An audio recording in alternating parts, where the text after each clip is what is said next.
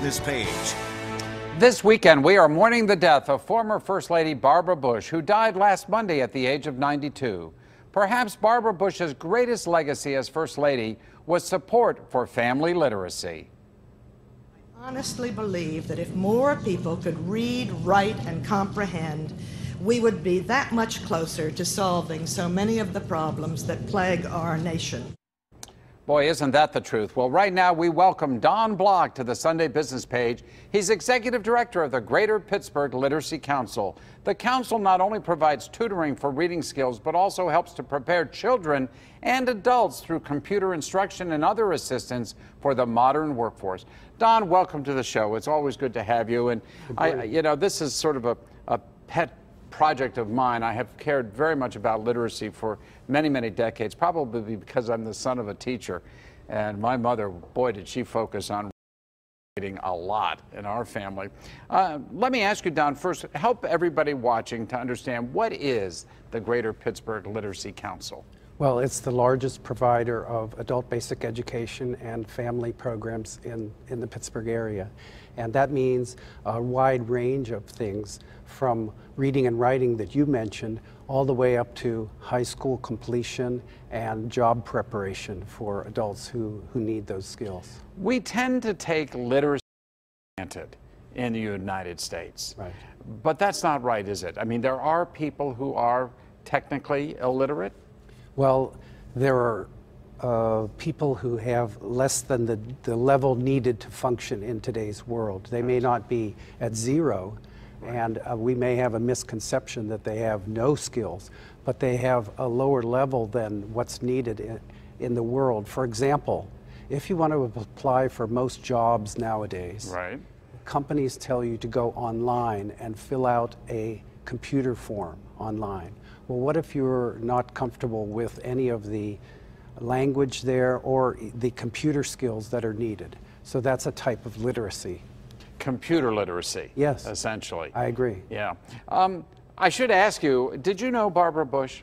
Yes, we had the chance to meet her, and she came to Pittsburgh and gave a speech on behalf of our organization, and it made quite an impact. It was one of the first times that the business community of Pittsburgh got to hear about this issue and how serious it was. Was she First Lady at the time? She was, her husband was running for president. It was 1988. All right, so her husband was vice president. That's correct. And so she was second lady, later to become First Lady. That's right. And everything I've read about her, and I never met her, but everything I read about her is that this was a real genuine interest of hers. Absolutely. Not one of those fake things that First Ladies adopt in order to have a cause. This was really genuine with her. I agree. She made a big impact on public awareness by going and making many appearances around the country. And what's so unusual about her is that she wanted to meet the students. She wanted to know their experiences and connect with them. So she wasn't way up here on a high plane and not touching the actual clients of the programs. She wanted to meet with them, and she organized what she called the Adult Literacy Congress, which was a convention of 2 adult learners from every state who went to Washington and had a sort of mock Congress. They passed resolutions about adult learning, and they made recommendations, and she really listened to them. Yeah. Don, what do you think is the greatest barrier to adult literacy in the United States? Oh, a barrier, I would say, is simply the stigma of people who don't have their education but don't feel comfortable coming forward. Right. Because they feel they're going to be treated as somehow less than, or as a child, or punished in some way, or shamed in some way. So that's improved. The stigma is not as great as it was, but it still needs more comfort level for people to come forward. Well, I think if you put it in the context of computer literacy, I mean, heck, I'm the first to admit that I don't know the ins and outs of the computers like my kids do. Yes. And I think that helps to some extent.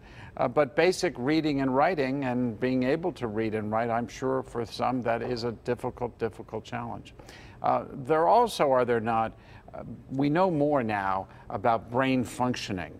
Yes. And about disorders like dyslexia, for example, yes, that can impact one's ability to learn to comprehend and read and write.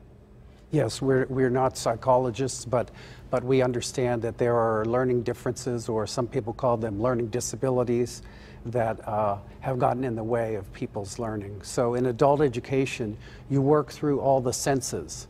In other words, if the person has difficulty with hearing sounds or Right. hearing language, you'll work through some other senses like writing or speaking. Right.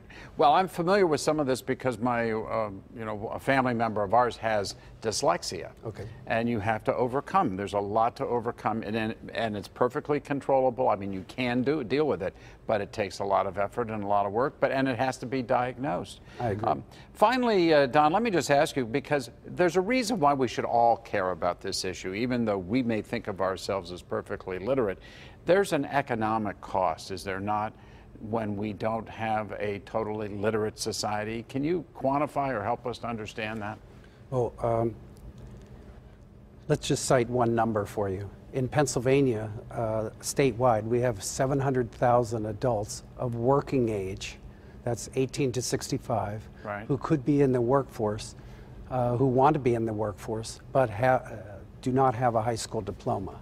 Now, I'm not talking low literacy, but imagine that high school diploma is the minimum required to work Right. in today's world. 700,000. So we have 700,000 people who could be contributing to the economy, who may be, I can't quote you the exact number, but who may be in a government subsidy program of some type, like food stamps or public assistance.